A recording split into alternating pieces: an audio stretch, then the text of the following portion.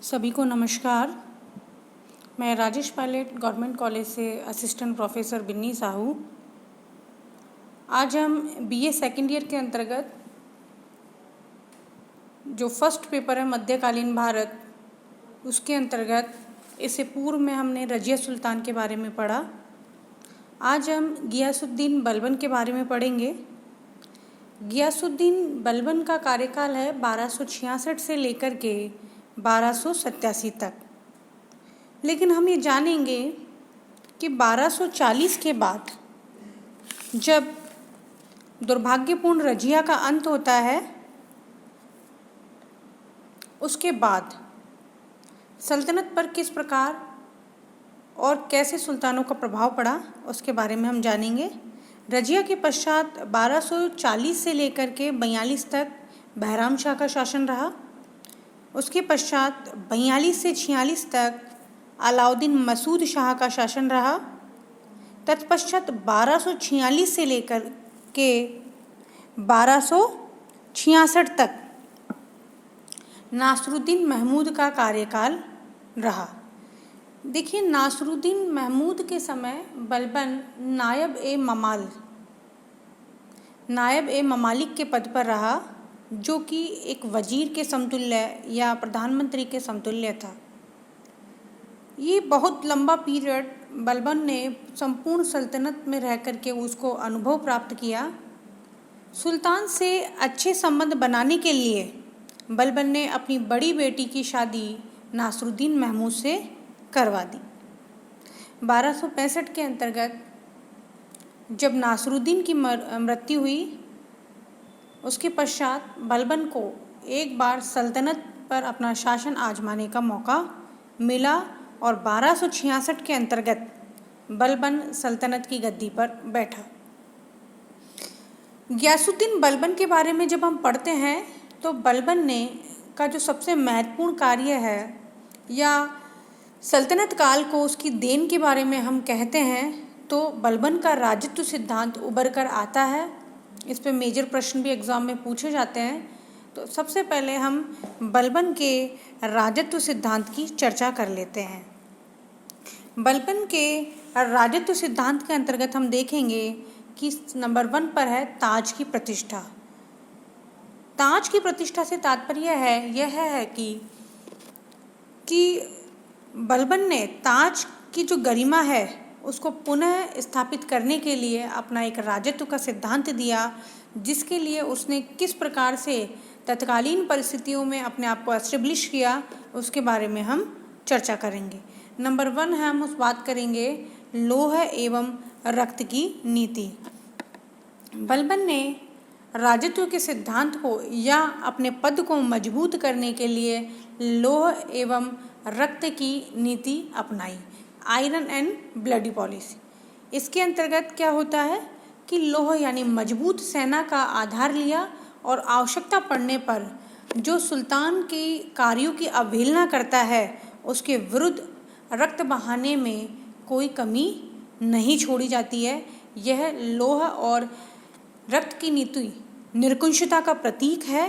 तो यह बलबन की निरंकुशता का प्रतीक साबित हुई और बलबन ने अपने पद को मजबूत करने के लिए लौह और रक्त की नीति अपनाई।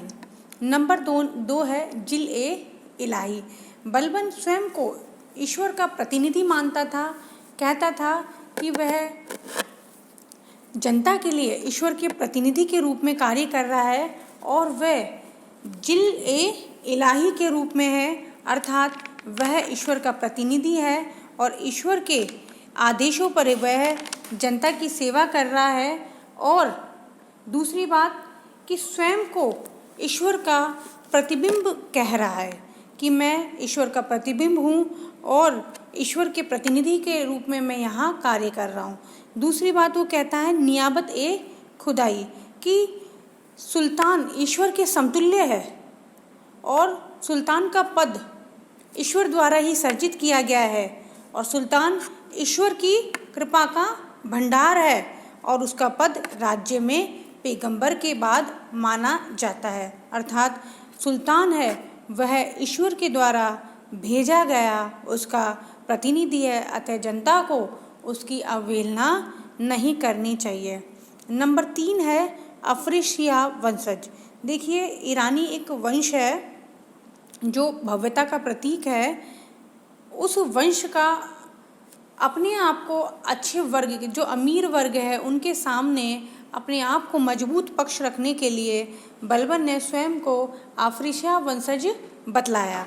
इसका अर्थ क्या है कि यहाँ पर कि वो तुर्की के महान शासक का वंशज है और उसी के लिए उसने दरबार में वैभवता का परिचय देना शुरू कर दिया। उसके लिए उसने दरबार में ईरानी महत्वपूर्ण त्यौहार न्योरोज उत्सव मनाना शुरू कर दिया तथा सिजदा व पेबोस प्रथा यानी कि सुल्तान के आगे झुकना और सुल्तान के पैर को चूमना, पेबोस प्रथा, उसने अपने दरबार में अपने आप को सर्वश्रेष्ठ सिद्ध करने के लिए वो लागू कर दी। इसके अलावा उसने दरबार में अनुशासन प्रथा भी जारी कर दिया। बलबन ने दरबार में ये आदेश जारी कर दिया कि दरबार में उसकी उपस्थिति होने पर ना तो कोई व्यक्ति हंसेगा, न ही फालतू अनुशासनहीनता की बातें करेगा।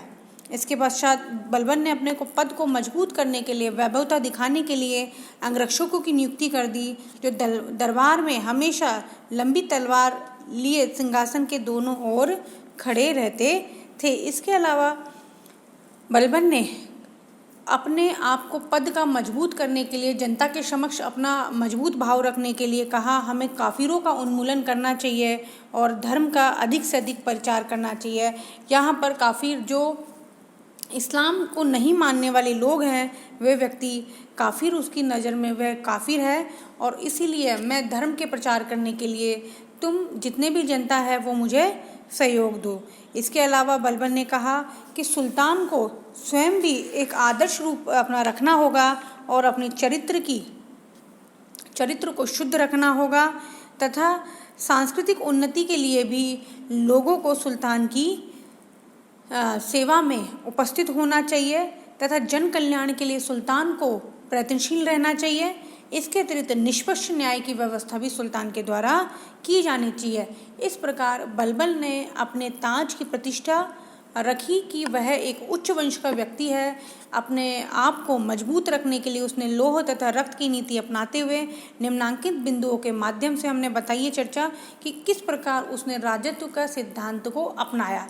तो ये तो सबसे इम्पोर्टेंट था कि बलबन का राजत्व सिद्धांत क्या था, ये हम चर्चा कर चुके हैं। लेकिन ताज की प्रतिष्ठा तथा बलबन को द्वारा अपने राजस्व सिद्धांत को लागू करने के लिए क्या क्या समस्याओं का सामना करना पड़ा तथा कौन कौन सी परेशानियां उसके सामने आई, इसके बारे में अब हम देखेंगे कि किस प्रकार आखिरकार बलबन ने ताज की प्रतिष्ठा को मजबूत बनाए रखा। उसके लिए सबसे पहले उसने करा, अपना केंद्रीय प्रशासन है उसको सुदृढ़ बनाया। केंद्रीय प्रशासन को सुदृढ़ बनाने के लिए सबसे पहले उसने क्या करा, सेना का पुनर्गठन करा कि जो सेना है वो पुराने नियमों से चली आ रही थी, उसमें उसने बदलाव करा। उसने पहले जो वेतन के बदले जो जागीर दी जाती थी उस व्यवस्था को बंद कर दिया गया तथा नगद वेतन देने की व्यवस्था की गई। यद्यपि इससे राजकोष पर अतिरिक्त प्रभाव पड़ा, लेकिन उसने आय के स्रोत को बढ़ाने के लिए अनेक माध्यम भी अपनाना शुरू कर दिया। नंबर 2 है दीवान ए अर्ज की स्थापना। इससे पूर्व भी बलबन से पूर्व में दीवान ए अर्ज की जो संकल्पना थी वो अधिक प्रभावित नहीं थी। उसको प्रभावित करने के लिए उसने पृथक से एक विभाग दीवान ए अर्ज बनाया जिसका अध्यक्ष आरिज ए ममालिक कहा गया और पहला जो आरिज ए ममालिक है वो इमादुल मुल्क को उसने नियुक्त किया गया, जो बलबन के मंत्रिमंडल का सदस्य भी था। इस प्रकार उसने एक पहले योग्य तथा निष्ठावान सरदार की प्राप्ति करी और इमादुल मुल्क के कठोर प्रयासों से, परिश्रम से एक उसने अनुशासित तथा शक्तिशाली सेना का निर्माण किया। इसके अलावा उसने जो पूर्व में चले आ रहे जो उसके विभाग थे, जैसे दीवाने इंशा, दीवाने रसालात, वजीर आदि सल्तनत के जो मंत्री है वो यथावत ही कार्य करते रहे, लेकिन उन पर अपना मजबूत नियंत्रण बलबन ने प्रारंभ कर दिया। इसके पश्चात दीवाने बरीद। देखिए ये प्रश्न है, ये 2 नंबर में डायरेक्ट पूछा जाता है, कॉम्पिटिटिव एग्जाम में ऑब्जेक्टिव में भी पूछा जाता है कि दीवाने बरीद, पहली बार दीवाने बरीद की संकल्पना बलबन के समय में हुई। और ये क्या था कि एक स्वतंत्र गुप्तचर विभाग था जो बलबन के समय में ही प्रारंभ हुआ था। तो इसको विशेष रूप से हम ध्यान रखेंगे। प्रश्न आ सकता है, दीवाने बरीद की संकल्पना सर्वप्रथम कौन से सुल्तान के समय हुई? तो हम इसे विशेष रूप से ध्यान रखेंगे। इसके अलावा गुप्तचर व्यवस्था के अंतर्गत सुल्तान ने क्या करा, बरीद ए ममालिक, जो बरीद है ममालिक, जो उसका हेड होता था, अध्यक्ष होता था इस विभाग का, उसे बरीद ए ममालिक कहा जाता था। तथा बलबन ने इन दिनों में गुप्तचरों को वारिद भी कहा जाने लगा। जो उसके साथ में काम करते थे बरीद ममालिक के, उसे वारिद कहा जाता था। और गुप्तचर है वह विद्रोहियों पर नज़र रखता। और इसके संदर्भ में डॉक्टर ईश्वरी प्रसाद ने बलबन की जो गुप्तचर व्यवस्था है उसका मूल्यांकन करते हुए लिखा है कि इस व्यवस्था से कि जो सल्तनत में है उसमें अपराधों में कमी होने लगी, लोगों का चारित्रिक पतन नहीं होने लगा, और अधिकार प्राप्त जो लोग हैं वह उनके माध्यम से किस प्रकार से निर्दोष व्यक्ति है उनको मुक्ति मिली। इस बारे में डॉक्टर ईश्वरी प्रसाद है, उन्होंने इसकी प्रशंसा की है।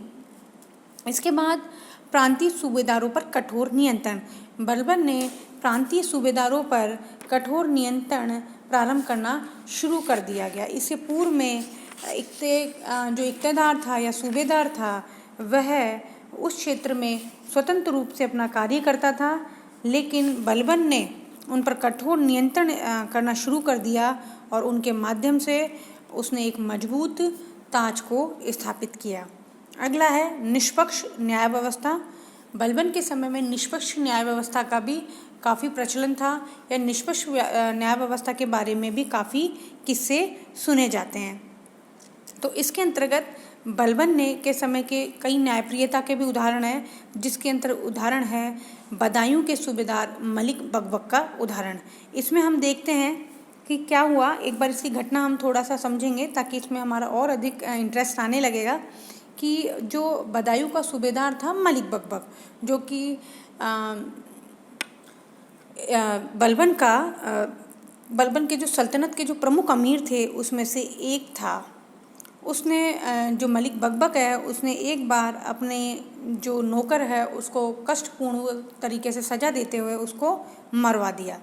जब नौकर की विधवा बलबन के समक्ष उससे फरियाद लेकर के आई कि आपके एक अमीर ने ऐसा कार्य करा है कि मेरे निर्दोष पति को मरवा दिया है, कृपया आप इसकी जांच कीजिए। जब जांच पड़ताल की गई तो मलिक बकबक को अपराधी माना गया और बलबन ने आदेश दिया कि मलिक बकबक की विधवा के सामने ही उसे कोड़े से पीट करके मार दिया जाए। इतना ही नहीं, उसने उन गुप्तचर को भी प्राणदंड की सजा दी जिनके जिम्मे से इस घटना की सूचना सुल्तान तक पहुंचाना था। कि जो ये सूचना समय पर नहीं पहुंचा पाए तो उसको भी उसकी मृत्यु का जिम्मेदार मानते हुए उसने उनको सजा दी। कुल मिलाकर के अपराध पर और अपराधियों पर दोनों पर बलबन के समय में कठोर नियंत्रण था। अगला बिंदु है तुर्कान ए चहलगानी का दमन। देखिए ये प्रश्न बहुत इंपॉर्टेंट है, 2 नंबर में इसमें प्रश्न आ सकता है कि तुर्कान ए चहलगानी का गठन किसने किया? तब उत्तर होगा इल्तुतमिश। और तुर्कान ए चहलगानी यानी 40 गुलामों के दल का विरोध किसने किया, दमन किसने किया, या उसको पूर्ण तरह से नाश किसने किया? तब हम चर्चा करेंगे बलबन की। तो तुर्कान ए चहलगानी या 40 दल का दमन किसने किया? तब आएगा इसका उत्तर बलबन। अब ये देखिए, बलबन ये मानता था, बहुत लंबे अनुभव से वो देख आ रहा था कि इन अमीरों का प्रत्यक्षतः या अप्रत्यक्षतः जो उसका राजतंत्र था या जो राजनीतिक स्थिति थी उस पर प्रभाव रहता था। इसलिए बलबन ने अनुभव किया कि यदि सुल्तान को निरंकुश होना है तो उसके मार्ग में सबसे बड़ी बाधा है ये तुर्की अमीर, क्योंकि ये अपने हाथ में नेतृत्व रखते थे। इस मंडल के हाथ में सल्तनत का नेतृत्व था, अतः इसको समाप्त करना अत्यावश्यक है। इसके लिए बलबन ने लोहा तथा रक्त की नीति अपनाई। किसी को मरवा दिया, किसी को सजा दी, किसी को जहर दे दिया। इस प्रकार से, या फिर अपने आप को अफ्रीशिया वंशज मानते हुए उसने क्या करा, स्वयं को अपना पद इतना ऊंचा उठा दिया और अन्य जो तुर्की अमीर थे उनको इतना नगण्य साबित कर दिया। इस प्रकार से बलबन ने जो पुरानी प्रथा चली आ रही थी इल्तुतमिश के समय, उसको नष्ट करते हुए 40 अमीरों का जो दल है उसको नेस्तनाबूद कर दिया। अगला बिंदु है हिंदू शासकों का दमन। बलबन के समय में जो हिंदू शासक थे, जैसे आपको पता है इल्तुतमिश के बाद से लेकर के नासुद्दीन महमूद तक जो प्रशासन में लचरता आ गई थी, जिसका लाभ उठा करके एक बार फिर जो हिंदू शासक है वो ऊपर उठ गए थे। इस संदर्भ में जो मेवात का क्षेत्र है, उन्होंने दिल्ली पर, जो मेवाती थे उसने, जो अलवर उसके आसपास का क्षेत्र मेवात कहलाता है, जो मेवात है उसने मेवातियों ने दिल्ली पर धावा बोल दिया और उसके आसपास के जो जंगल है वो साफ़ करवा दिए। और बलबन ने जब इस चीज़ के बारे में जानकारी मिली तो बलबन ने जो मेवाती है उनको मौत के घाट उतार दिए तथा जंगल से दिल्ली तक कई सड़कों का भी निर्माण करवा दिया। इसके अलावा अवध है, दोआब है, कटेहर है, इनके सब जो हिंदू शासक है उसका बलबन ने दमन करवा दिया। अगला बिंदु है उत्तर पश्चिमी मजबूत सीमांत नीति। देखिए, मैंने आपसे पहले भी कहा था कि सल्तनत के अंतर्गत प्रत्येक जो सुल्तान आता है उसकी सबसे बड़ी समस्या यह निकल कर के आती है कि उसका शासन जो उत्तर पश्चिमी क्षेत्र है, विशेष रूप से मंगोलों के समय कैसे सुरक्षित रहे। इसके लिए बलबन ने क्या किया कि सबसे पहले उस क्षेत्र के अंतर्गत उसने जो उत्तर पश्चिमी सीमांत क्षेत्र है उसके अंतर्गत उसने अनेक सैनिक चौकियां बनाई। इसके अलावा उसने अनेक, जैसे भटनेर है, अबोहर है, सिरसा है, भटिंडा है आदि में नए दुर्गों का निर्माण कराया। नंबर 3, उसने सीमांत जो सुरक्षा का दायित्व है वह योग्य व्यक्तियों को सौंपा और उनके पश्चात उसने वहाँ का जो क्षेत्र है वो उसको अपने साथ जो सीमांत क्षेत्र है उसको मजबूत करा। उसके लिए उसने अपने 2 बेटे मोहम्मद खां तथा बुगरा खां को वह क्षेत्र सौंपा। मोहम्मद खां का क्षेत्र उसने मोहम्मद खां को उसने मुल्तान, लाहौर तथा दीपालपुर का क्षेत्र सौंपा और बुगरा खां को सुनम और सुमाना खां का क्षेत्र सौंपा, जिससे और स्वयं एक मजबूत सेना लेकर के बलबन दिल्ली और उसके आसपास में रहता। अगला बिंदु है महत्वपूर्ण बिंदु, जिसके अंतर्गत बताया गया है कि बलबन ने इन परिस्थितियों को देखते हुए या मंगोलों का अचानक आक्रमण होने के कारण उसने अपने साम्राज्य विस्तार की नीति है वह त्याग दी। यह एक महत्वपूर्ण बिंदु है कि जिससे बलबन इन्हीं क्षेत्रों के अंतर्गत अपना संकेंद्रण स्थापित करा।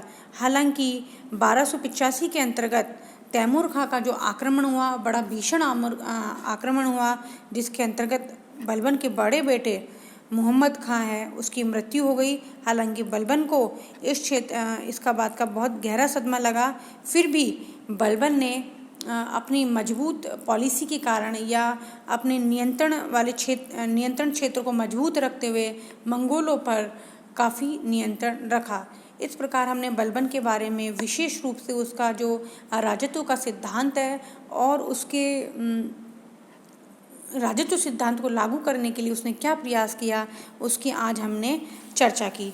अब हम बात करते हैं आपके असाइनमेंट की या इनमें आने वाले प्रश्नों की, जो कि हम पढ़ चुके हैं। अब केवल हम उसके प्रश्नों के बारे में चर्चा करेंगे। सीधा प्रश्न आ सकता है, लौह तथा रक्त की नीति सल्तनत काल में कौन से शासक ने अपनाई, या कौन सा सुल्तान था जो स्वयं को अफरेशियाब का वंशज या जिल इलाही कहलाता था, या फिर चारित्रिक शुद्धता पर कौन सा सुल्तान अधिक बल देता था, या बड़े प्रश्नों की हम बात करें तो बलबन का राजत्व सिद्धांत क्या था और उसे लागू करने के लिए उसने क्या प्रयास करा।